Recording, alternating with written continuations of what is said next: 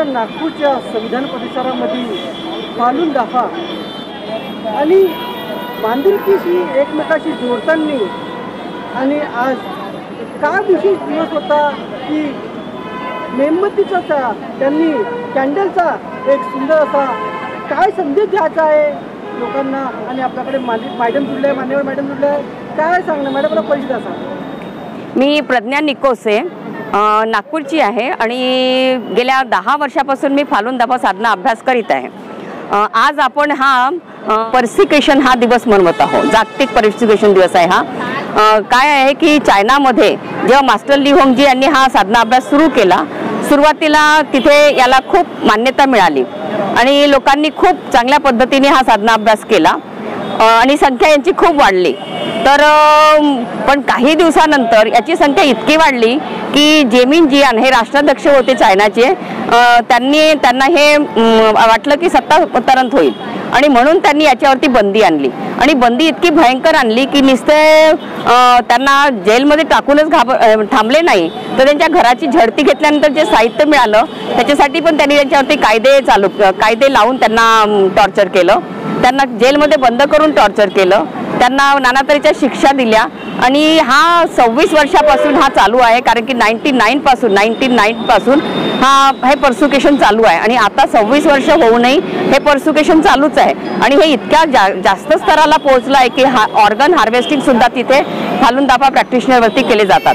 फालून दाफा practice ही मन आणि शरीराची साधना अभ्यास पद्धती असल्यामुळे याच्यामध्ये तुमचं शरीर आणि मन खूप स्वस्थ होते आणि तुमचे विचार स्पष्ट आणि चांगले होतात। तुम्ही दुसऱ्यांना त्रास देत नाही, दुसऱ्यांकडनं कुठल्या प्रकारचं गैरवर्तन तुम्ही करत नाही। हा इतका चांगला साधना अभ्यास असल्यानंतरही जर फालून दाफा प्रॅक्टिशनरवरती अत्याचार होत असेल तर हे गैर आहे। यासाठी अनेक देशातल्या लोकांनी याच्यावरती निषेध व्यक्त केलेला आहे।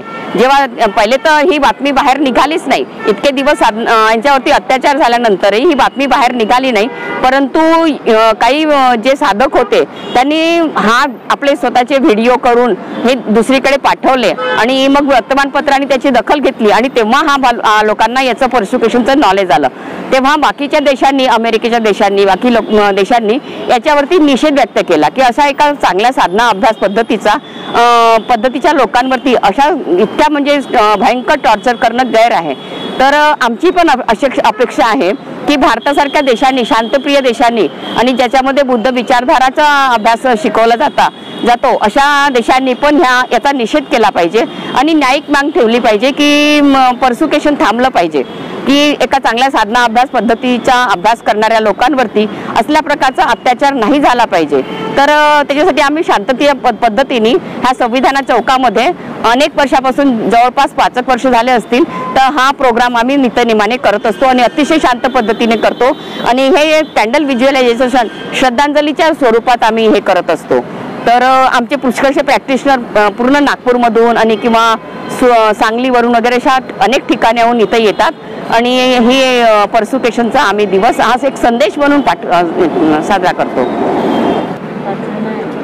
आपल्याकडे विमल कांबळे मॅडम सुद्धा जुळलेले आहे, निरंतर या फालून दाफाच्या या संघटनेला मजबूतीने ते वाढवण्याचं काम चालू आहे आणि आज या फालून दाफाच्या या उपक्रमामध्ये त्यांनी सुद्धा शिरकत केली आहे आणि हा एक सुंदर असा उपक्रम आणि आपल्या चॅनल थेट जुळलेले आहे, जाणून घ्या त्यांचं काय केलं तर आपला पैसा। मी विमल क्षीरसागर कांबळे नागपूरलाच राहते। आज आम्ही संविधान चौकामध्ये 20 जुलै हा जो दिवस आहे पर्सिक्युशन डे म्हणून आम्ही एक संदेश देण्यासाठी इथे सगळे एकत्र झालेलो आहोत। 1992 मध्ये मास्टर ली होंगजी यांनी फालून दाफा हा साधना अभ्यास शरीर आणि मनाचा जो सत्य, करुणा, सहनशीलता या तत्वावर आधारित आहे असा हा साधना अभ्यास या जगभरात सार्वजनिक केला। तर सर्वात प्रथम चीनमध्ये सार्वजनिक केल्यानंतर चीनमध्ये अवघ्या 2 वर्षामध्ये 10 करोडपेक्षा जास्त लोक याची प्रॅक्टिस करायला लागले। पण तिथे जे अध्यक्ष होते जियांग जॅमिन नावाचे, तर त्यांना हे त्यांच्या सत्तेला एक आव्हान वाटलं आणि त्याच्यामुळे त्यांनी फालून दाफा वर बंदी आणली तिथे चीनमध्ये आणि तिथे नुसतीच बंदी न आणता त्यांनी जे प्रॅक्टिस करणारे जे साधक आहेत त्यांना अत्यंत छळ केला त्यांचा आणि हे सर्व जगभरात माहिती झालं वेगवेगळ्या पद्धतीने. तर बरेच जे मानवाधिकार वर काम करणारे जे वकील असतात तर त्यांनी जगभराला हे माहिती करून दिलं की चीनमध्ये अशा प्रकारचा अन्याय अत्याचार होत आहे. तर त्याच निमित्ताने आम्ही हा जो दिवस आहे 20 जुलै हा सर्व लोकांना जागृत करण्यासाठी आणि हा शांततेचा संदेश देण्यासाठी इथे उपस्थित होतो आणि एकत्र येऊन मान्यवर मॅडमनी काय या फालून दाखवायच्या बद्दल उत्तरपणे माहिती सांगितली आणि आज इथे जेव्हाच्या माध्यमातून कुठे ना कुठे जागृती निर्माण होणार आणि सुंदर संदेश त्यांनी सांगितला आहे. आणि आमच्याकडून सुद्धा त्यांना फालून दाखवा वाढव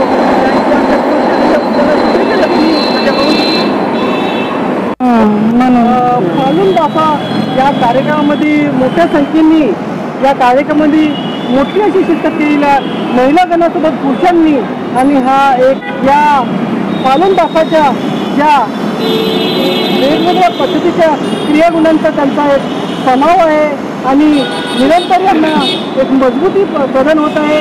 आणि या फालून दाखवाच्या निरंतर आणि वेगवेगळ्या ठिकाणी जागृतीचं काम करण्याचं आणि फालून दाखवाच्या माध्यमातून लोकांपर्यंत काय विशेषता आहे या फालून दाखवाची नागपूरच्या संविधान परिसरामध्ये त्यांनी एक सुंदरसा संदेश दिला आहे आणि आमच्याकडून त्यांना सुद्धा शुभेच्छा. थँक्यू. थँक्यू.